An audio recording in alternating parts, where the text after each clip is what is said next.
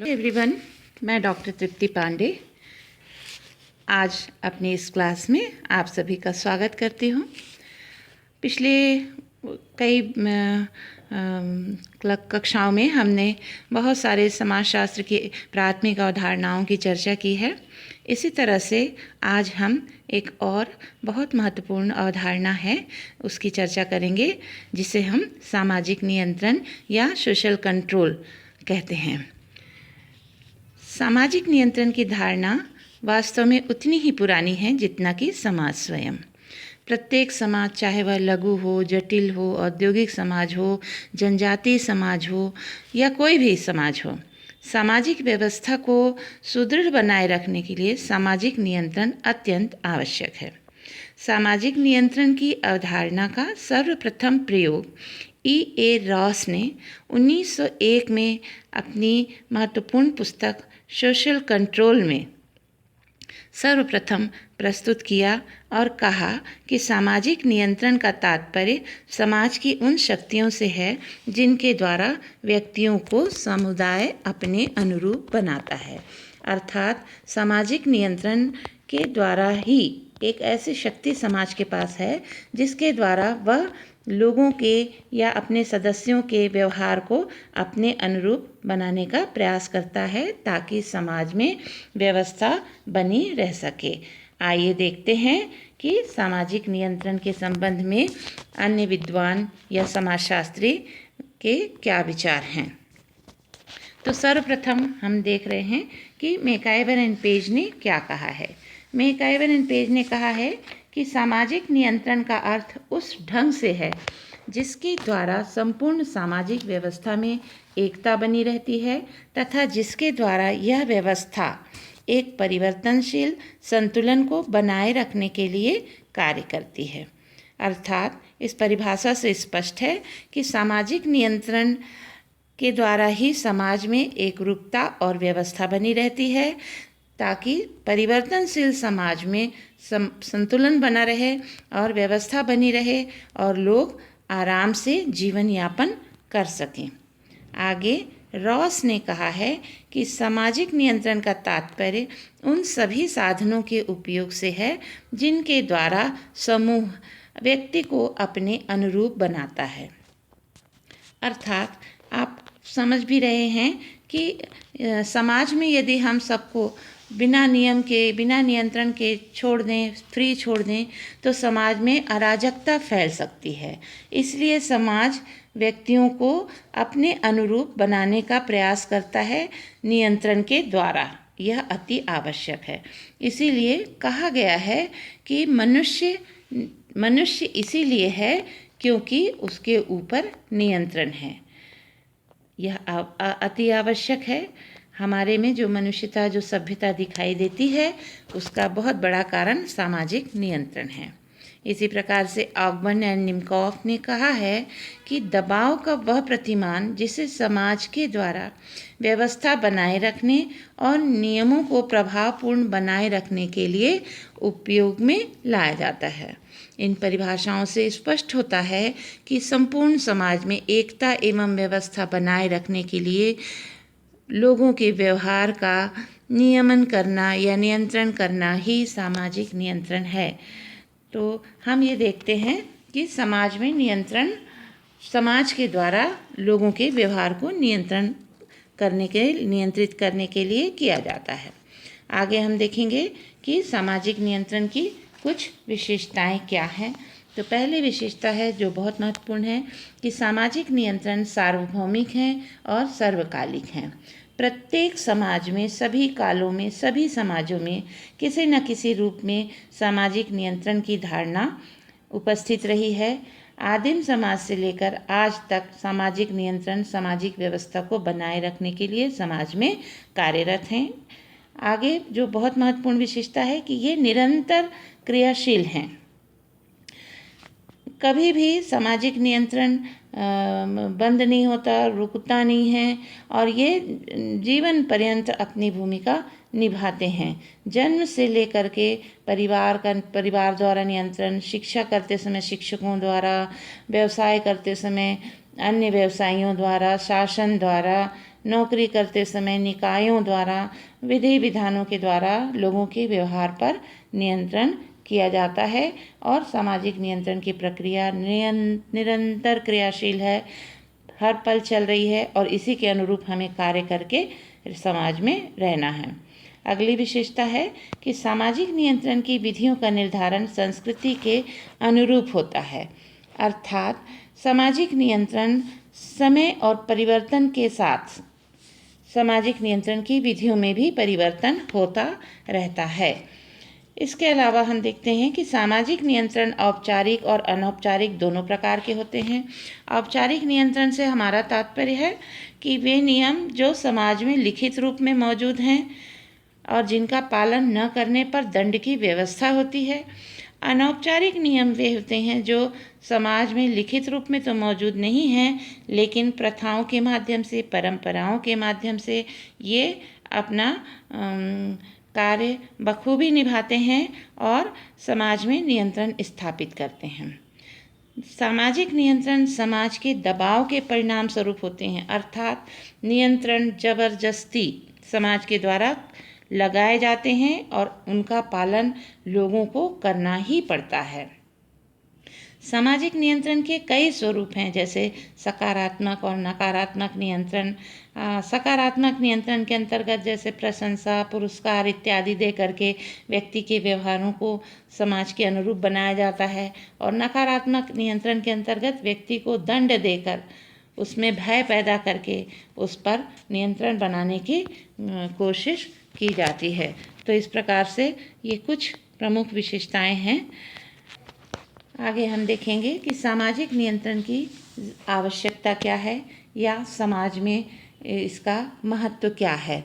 तो किसी भी समाज का अस्तित्व बनाए रखने के लिए सामाजिक नियंत्रण अति आवश्यक है, क्योंकि जैसे कि आप जानते हैं कि मनुष्य की प्रवृत्ति व्यक्तिवादी होती है, अराजकतावादी होती है और ऐसे में समाज में संतुलन और संगठन बनाए रखना बहुत मुश्किल हो सकता है। इसीलिए समाज के कल्याण हेतु सदस्यों के व्यवहारों पर नियंत्रण रखना बहुत आवश्यक है। तो हम देखेंगे कि सर्वप्रथम इसका जो महत्व है वह यह है कि सामाजिक संगठन की स्थिरता तभी बनी रह सकती है जब लोगों के व्यवहार पर नियंत्रण हो। अगर लोगों के व्यवहार पर नियंत्रण नहीं होगा तो लोग मनमाना व्यवहार करेंगे और समाज में अराजकता फैल सकती है। दूसरा जो महत्व है या सामाजिक नियंत्रण की आवश्यकता है कि ये परंपराओं की रक्षा करते हैं। समाज में, प्रत्येक समाज में कुछ न कुछ परंपराएं विद्यमान हैं और इन परंपराओं में हमारे पूर्वजों का अनुभव निहित है और ये अनुभव एक पीढ़ी से दूसरी पीढ़ी के द्वारा हस्तांतरित होता है, जिससे समाज में एकरूपता बनी रहती है और लोगों में व्यवहार करने के लिए सीखने की क्षमता भी डेवलप हो जाती है और इस प्रकार से ये नियंत्रण के माध्यम से ही हमारी परंपराओं की रक्षा भी होती है। समूह में एकता भी सामाजिक नियंत्रण की एक बहुत महत्वपूर्ण विशेषता है, क्योंकि समाज में तभी एकता या एकरूपता बनी रह सकती है जब नियंत्रण कार्यशील हो।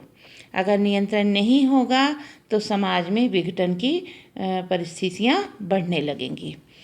अगली महत्वपूर्ण विशेषता है समूह में एकरूपता भी सामाजिक नियंत्रण के कारण ही विद्यमान होती है। सभी सदस्यों के व्यवहारों में समानता और एकरूपता, उनकी मनोवृत्तियों एवं दृष्टिकोणों में एकरूपता सामाजिक नियंत्रण के कारण ही संभव हो सकती है। अगली बहुत महत्वपूर्ण विशेषता है कि समाज में सहयोग बनाए रखने के लिए भी नियंत्रण बहुत ज़रूरी है। सहयोग के अभाव में समाज में संघर्ष और अराजकता या विघटन पैदा हो सकता है, जो सामूहिक जीवन को या सामुदायिक जीवन को खतरे में डाल सकता है और सामाजिक नियंत्रण के कारण ही सामाजिक जो लक्ष्य हैं, समूह के जो लक्ष्य हैं, उन्हें हम प्राप्त कर सकते हैं। इसके अलावा सामाजिक नियंत्रण ही वह एक व्यवस्था है जिसके द्वारा समाज के सदस्यों को मानसिक शांति एवं सुरक्षा प्रदान की जाती है। व्यक्ति को यह विश्वास होता है कि यदि समाज में वह मानसिक रूप से संतुष्ट है और सुरक्षित है तो उसका कारण भी नियंत्रण है, क्योंकि नियंत्रण के व्यवस्था के होने के कारण ही लोग एक दूसरे के साथ गलत व्यवहार या आपराधिक व्यवहार करने से डरते हैं, क्योंकि उन्हें मालूम है कि ऐसा करने पर उन्हें सामाजिक बहिष्कार का सामना तो करना ही पड़ेगा, इसके अलावा दंड की भी व्यवस्था है। अगली विशेषता या महत्व बहुत इम्पॉर्टेंट है, वो ये है कि व्यक्तिगत व्यवहार पर नियंत्रण के द्वारा ही रोक लगाई जा सकती है। अन्यथा हर मनुष्य अपनी इच्छा अनुसार व्यवहार करने लगेगा तो समाज में जीवन का अस्तित्व खतरे में पड़ सकता है। इसी कारण से मैंने आपको पहले भी बताया कि लैंडिस ने कहा है कि मनुष्य नियंत्रण के कारण ही मनुष्य है। यदि नियंत्रण ना हो तो मनुष्य और अन्य जीवों में कोई अंतर नहीं रह सकता। इसीलिए यह बहुत ज़रूरी है कि मनुष्य के व्यवहारों पर नियंत्रण लगाया जाए। आगे हम देखेंगे कि सामाजिक नियंत्रण के स्वरूप या प्रकार कितने प्रकार के हैं। तो पहला है चेतन और अचेतन नियंत्रण, कॉन्शियस एंड अनकॉन्शियस कंट्रोल। चेतन नियंत्रण और अचेतन नियंत्रण दो प्रमुख नियंत्रण हमारे सामने हैं। चेतन नियंत्रण हम कहते हैं कि वे नियंत्रण जिनके प्रति हम सचेत होते हैं और ध्यान रखते हैं कि हमसे ऐसी कोई त्रुटि न हो जाए। जैसे कि उदाहरण के लिए कि यदि हम कहीं किसी ऑफिस में जाते हैं तो हम ऑफिस में जो बॉस की कुर्सी है वहाँ जाकर नहीं बैठते, बल्कि विजिटर की चेयर में बैठते हैं। और इस तरह से हम कॉन्शियस होते हैं। या क्लास में जब शिक्षक आते हैं तो बच्चे अपनी कुर्सी पे बैठते हैं, शिक्षक की कुर्सी पर नहीं बैठते हैं, क्योंकि वे कॉन्शियस हैं कि हमारी स्थिति कहाँ है। दूसरी तरफ अचेतन नियंत्रण कहते हैं उस प्रकार के व्यवहारों को जो हमारे व्यक्तित्व का या हमारे मूल्यों का एक परमानेंट अंग बन चुके हैं और जो इतने हमारे दिमाग में प्रभावशाली हैं कि हम उनका पालन करने के लिए सोचते ही नहीं हैं और हम वैसा ही आचरण करने लगते हैं जैसे कि हमारी बचपन से आदत हो जाती है। जैसे कि आप उदाहरण के लिए आप देखेंगे कि यदि हमें खाना खाना है तो हमें पता है कि हमें पहले हाथ धोना है। अभी जैसे कोरोना काल में आपको मालूम है कि हमें बाहर जाना है तो हमें मास्क लगाना है, तो ये हमारी आदत में आ जा रहा है कि हमको मास्क लगाना है। यद्यपि यह चेतन नियंत्रण भी है, क्योंकि हम जब बाहर जाते हैं तो हम कॉन्शियस रहते हैं, तो ये चेतन नियंत्रण का भी उदाहरण है। लेकिन धीरे धीरे ये अचेतन नियंत्रण में भी आ रहा है आदत में, क्योंकि ये हमारी आदत बन जा रही है। दूसरा है प्रत्यक्ष और अप्रत्यक्ष नियंत्रण, डायरेक्ट और इनडायरेक्ट नियंत्रण। कार्ल मैनहीम ने इन दोनों प्रकारों के स्वरूपों का उल्लेख किया है। प्रत्यक्ष नियंत्रण वे नियंत्रण हैं जो आमने सामने के संबंधों के व्यक्तियों के द्वारा लागू किए जाते हैं, जैसे माता पिता, अपने शिक्षक या पड़ोसियों के द्वारा किया जाने वाला नियंत्रण प्रत्यक्ष नियंत्रण है। ये नियंत्रण प्रशंसा, आलोचना इत्यादि के रूप में व्यक्त किया जाता है।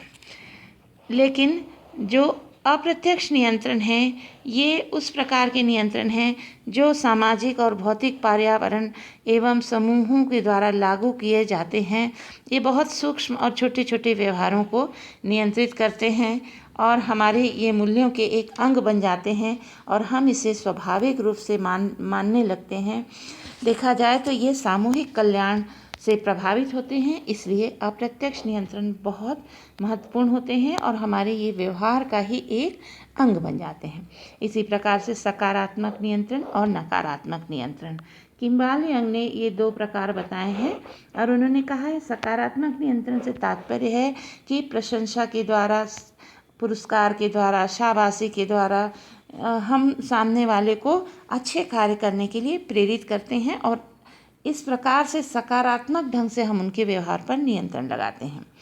नकारात्मक नियंत्रण के अंतर्गत समाज विरोधी व्यवहार जो करते हैं व्यक्ति, उन्हें दंडित किया जाता है ताकि वे डर और भय से गलत काम ना करें। इसके लिए उनका उपहास उड़ाया जाता है, व्यंग, आलोचना, जेल, जुर्माना इत्यादि। इस डर से लोग गलत व्यवहार नहीं करते हैं। अगला जो प्रकार है वह है संगठित, असंगठित और सहज नियंत्रण। गुरविच एवं मूर ने सामाजिक नियंत्रण के इन 3 प्रकारों को बताया है कि संगठित नियंत्रण वह है जो कि अनेक एजेंसियों के द्वारा हमारे ऊपर लगाया जाता है, संस्थाओं के द्वारा, जैसे शिक्षण संस्था, परिवार, बैंक इत्यादि के द्वारा। असंगठित नियंत्रण में वे सांस्कृतिक प्रतीक और नियम आते हैं जिनका हम दैनिक जीवन में वे प्रभावशाली होते हैं, जैसे परंपरा, जनरीतियाँ इत्यादि। और सहज नियंत्रण से हमारा तात्पर्य है कि जो हमारे अनुभव, मूल्य, आदर्श, विचार और आवश्यकताएं हैं, व्यक्ति अपनी आवश्यकताओं की पूर्ति हेतु स्वतः ही कार्य करता है, कुछ सीखता है और अपने अनुभव के कारण वे इन नियंत्रणों को सहजता से ही स्वीकार कर लेता है। इसे कहते हैं सहज नियंत्रण। सामाजिक नियंत्रण के अगले प्रकार के रूप में हम देखते हैं सत्तावादी और लोकतांत्रिक नियंत्रण। सत्तावादी नियंत्रण जो है, जो लेपियर ने कहा है कि जो प्रशासनिक अधिकारी हैं, जो सत्ता में बैठे हुए लोग हैं, वे अपनी शक्ति के द्वारा नियंत्रण करते हैं। और लोकतांत्रिक नियंत्रण में व्यक्तियों को स्वेच्छा से एक विशेष प्रकार का आचरण करने के लिए प्रेरित किया जाता है। और लोकतांत्रिक नियंत्रण में व्यक्तियों को पुरस्कार और भावनात्मक प्रेरणाओं के द्वारा नियंत्रित किया जाता है। तो इसे कहते हैं लोकतांत्रिक नियंत्रण, जिसे हम लोकतंत्र में लोगों का या जनता का पावर कहते हैं। अगला जो बहुत महत्वपूर्ण प्रकार है वह है औपचारिक और अनौपचारिक नियंत्रण। औपचारिक नियंत्रण का तात्पर्य उस नियंत्रण से है जो किसी राज्य सरकार या किसी औपचारिक संस्थाओं द्वारा अपने सदस्यों के व्यवहार को नियंत्रित करने के लिए परिभाषित नियमों के द्वारा लागू किया जाता है। जैसे कि आप देखेंगे स्कूल, कॉलेज में, पुलिस में कानून के द्वारा ये सब लिखित रूप में मौजूद होते हैं और सोच समझ के ये लागू किए जाते हैं। और इनका पालन न करने पर दंड की भी व्यवस्था होती है। ये परिवर्तनशील होते हैं और इस प्रकार से समाज में, खास तौर से द्वैतिक समाजों में बहुत प्रभावशाली होते हैं। इसी प्रकार से दूसरा प्रकार है अनौपचारिक नियंत्रण। अनौपचारिक नियंत्रण से तात्पर्य है कि वे नियंत्रण जो जनरीतियों, प्रथाओं, परंपराओं, रूढ़ियों, आदर्शों, विश्वासों एवं नैतिकता इत्यादि के माध्यम से व्यक्ति के व्यवहार को नियंत्रित किया जाता है। और इसमें नियमों का पालन समूह कल्याण को ध्यान में रख कर के नैतिक कर्तव्य के रूप में किया जाता है। और इनके स्रोत स्वयं समाज होते हैं, ये अलिखित होते हैं। और सबसे बड़ी बात ये कि रूढ़िवादिता का गुण इनमें पाया जाता है। तो इस आधार पर हम औपचारिक और अनौपचारिक नियंत्रण को समझ सकते हैं और इन्हीं विशेषताओं के आधार पर हम इनमें अंतर भी कर सकते हैं। तो कई बार प्रश्न भी आते हैं कि इस औपचारिक और अनौपचारिक नियंत्रण में क्या अंतर है, तो आप औपचारिक और अनौपचारिक नियंत्रण में अंतर स्पष्ट कर सकते हैं। आगे हम देखेंगे कि सामाजिक नियंत्रण के अभिकरण क्या हैं, एजेंसीज क्या हैं या उसके साधन क्या हैं, किनके द्वारा समाज में नियंत्रण बनाया जाता है, क्योंकि ऐसे कौन से संस्थाएं हैं जो नियंत्रण करने में मदद करती हैं। तो सबसे पहले हम देखेंगे कि परिवार नियंत्रण का अनौपचारिक साधन है। और प्राथमिक साधनों में, प्राथमिक समूहों में तो हम देखेंगे परिवार का स्थान सर्वोपरि है। परिवार में व्यक्ति का समाजीकरण होता है। समाजीकरण के द्वारा ही व्यक्ति सामाजिक मूल्यों, विश्वासों, आदर्शों को सीखता है और उन्हें आत्मसात करके उनके अनुरूप आचरण करने लगता है, जिससे समाज में नियंत्रण बना रहता है। अगला जो एजेंसी है या साधन है वह है जनरीतियाँ। जनरीतियाँ प्राकृतिक शक्तियों के समान होती हैं जिनका पालन व्यक्ति अचेतन रूप से करता है और पीढ़ी दर पीढ़ी इन्हें बार बार करता है और पीढ़ी दर पीढ़ी इन्हें ही वह ट्रांसफ़र करता है ताकि वह इन जनरीतियों के माध्यम से समाज के अनुरूप ही व्यवहार करना सीख जाता है और अंडर कंट्रोल बिहेव करता है।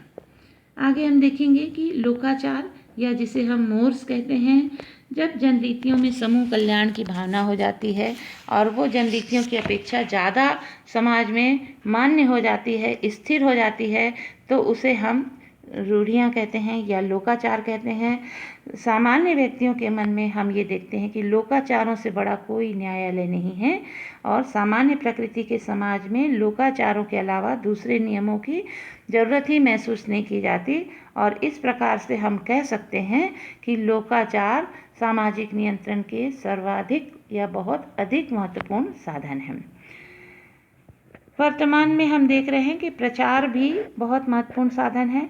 व्यक्ति एवं समूह के व्यवहार पर प्रचार द्वारा नियंत्रण किया जाता है, जैसे अखबार, पत्र पत्रिकाओं, रेडियो, टेलीविज़न में बहुत सारी बातों का प्रचार प्रसार होता है। फिल्में दिखाई जाती हैं, स्लोगन दिखाए जाते हैं, जैसे बहुत सारी कुप्रथाएं हैं, दहेज प्रथा, बाल विवाह, छुआछूत इत्यादि से बहुत सारे ऐसे प्रचार प्रसार किए जाते हैं, तो उनको लोग फिर एडॉप्ट कर लेते हैं और फिर समाज में बुराइयों से मुक्ति पाने की कोशिश की जाती है और बुरे व्यवहारों से बचा जा सकता है। इसके अलावा प्रथाएं भी सामाजिक नियंत्रण का एक महत्वपूर्ण साधन है और प्रथा व्यवहार का वे रूप हैं जो आदत का रूप ले लेती हैं और ये हमारी आदत बन जाती है जो हम बचपन से सीखते हैं और सामाजिक आदर्शों को, और फिर उन्हीं आदर्शों को अपने व्यवहार में हम अपना लेते हैं और इस प्रकार से हम स्वयं अंडर कंट्रोल बिहेव करते रहते हैं। प्रथाओं के पालन से समाज में चूँकि सम्मान प्राप्त होता है, इसलिए लोग प्रथाओं का पालन करना स्वयं भी चाहते हैं। आगे देखेंगे कि जनमत एक बहुत महत्वपूर्ण साधन है। ये अनौपचारिक साधन है।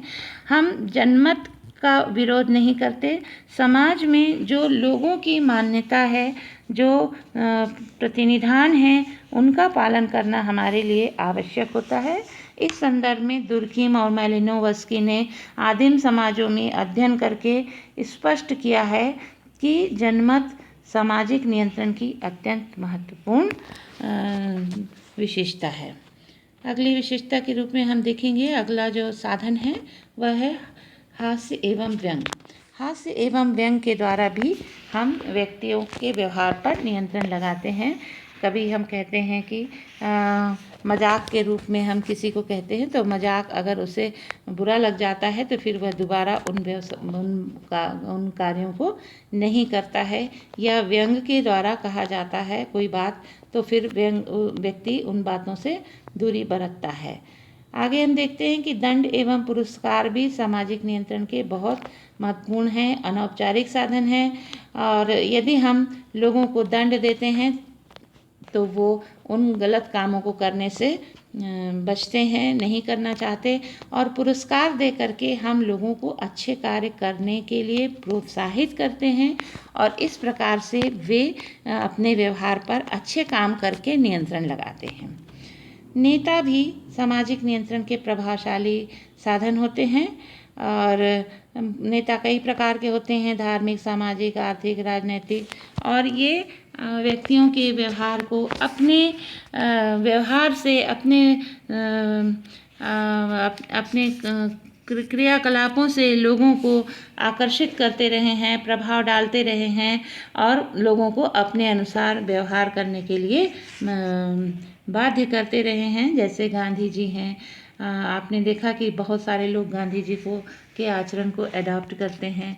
विवेकानंद ने पूरे दुनिया में लोगों को अपने पीछे चलने पे मजबूर कर दिया और उनकी बहुत सारी संस्थाएं बन गई हैं और वे बहुत सारी अच्छी बातें लोगों को अपने भाषणों के माध्यम से बताते हैं और बच्चे या लोग उन्हें अपनाते हैं। इसके अलावा कानून सामाजिक नियंत्रण में बहुत महत्वपूर्ण भूमिका निभाती है। कानून जो है यह औपचारिक साधन है नियंत्रण का, और यह व्यक्तियों के व्यवहारों पर नियंत्रण करता है। यदि हमें किसी गलत काम को करने का मन होता भी है तो हम नहीं कर सकते, क्योंकि हमें मालूम है कि यदि हम ऐसा करेंगे तो कानून के द्वारा हम दंडित किए जा सकते हैं। सामाजिक, आर्थिक, राजनैतिक सभी प्रकार के जीवन के पक्षों में कानून के द्वारा नियंत्रण किया जाता है। आगे हम देखते हैं कि राज्य जो है यह भी समाज व्यक्ति के व्यवहारों का नियंत्रण करता है। राज्य परिवार पर नियंत्रण बनाता है। राज्य अपने राज्य के निवासियों के लिए अनेक अधिनियम बनाता है। जैसे आपने देखा कि बाल विवाह अधिनियम है, विधवा पुनर्विवाह है, हिंदू विवाह अधिनियम है, हिंदू उत्तराधिकार अधिनियम है, दहेज निरोधक अधिनियम है। और ऐसे नियमों को ला करके परिवार पर भी राज्य जो है परिवार पर नियंत्रण करता है और मौलिक अधिकारों का संरक्षण करता है। बाह्य आक्रमणों से रक्षा भी करके लोगों के व्यवहार को नियंत्रित बनाए रखने का प्रयास करता है। आगे धर्म बहुत महत्वपूर्ण साधन है। धर्म भी मानव व्यवहार पर नियंत्रण करता है। धर्म हमें नैतिक बातों को सिखाता है, अच्छे काम करने की प्रेरणा देता है, और यह कहता है कि यदि आप अच्छे कर्म करेंगे तो आपको अच्छे रिजल्ट भी मिलेंगे। इसके अलावा नैतिकता या मोरल वैल्यूज़ समाज में बहुत भूमिका सामाजिक नियंत्रण के क्षेत्र में बहुत अच्छी भूमिका निभाते हैं, और वे हमें मोरल वैल्यूज़ ही हमें नैतिकता, सत्य, अहिंसा, ईमानदारी जैसे प्रेम के गुण सिखाते हैं, और असत्य, बेईमानी, अनाचार जैसे दुर्गुणों से बचाते हैं। नैतिक नियम समाज के लिए अति आवश्यक हैं, और इनके उल्लंघन पर सामाजिक निंदा होने का डर रहता है। इसलिए लोग नैतिकता का पालन करना अपना प्रथम कर्तव्य समझते हैं। सामाजिक नियंत्रण की एक औपचारिक नियंत्रण की एक व्यवस्था है शिक्षा, जिसे हम कहते हैं एजुकेशन। समाज में शिक्षा जो है यह बौद्धिक विकास के द्वारा सामाजिक नियंत्रण, नैतिकता के द्वारा आर्थिक जीवन को संरक्षण प्रदान करके गलत काम को करने से रोकता है। और इस प्रकार एक शिक्षित व्यक्ति वस्तु स्थिति को समझते हुए अपने व्यवहार को करता है, और यह समझ जाता है कि हमें किस प्रकार का व्यवहार करना है, और उसे मालूम है कि ऐसे व्यवहारों को करना गलत है। और हम जो शिक्षित व्यक्ति होते हैं वे गलत व्यवहारों से न सिर्फ बचते हैं बल्कि दूसरों को भी बचाने की कोशिश करते हैं। तो इस प्रकार से हम ये देखते हैं कि सामाजिक नियंत्रण का अर्थ, परिभाषा, विशेषता, उसका महत्व और सामाजिक नियंत्रण के प्रमुख साधनों के संबंध में हमने चर्चा की। आशा है आपको समझ में आया होगा, और आप इसे वीडियो को बार बार देखें और प्रैक्टिस करें, तो आशा है कि आप इस पे अच्छे से अपनी पकड़ बना पाएंगे। और यदि अच्छा लगे तो लाइक और शेयर ज़रूर करें, ताकि आपको इससे लाभ हो और अन्य विद्यार्थियों को भी इस से लाभ हो सके। धन्यवाद।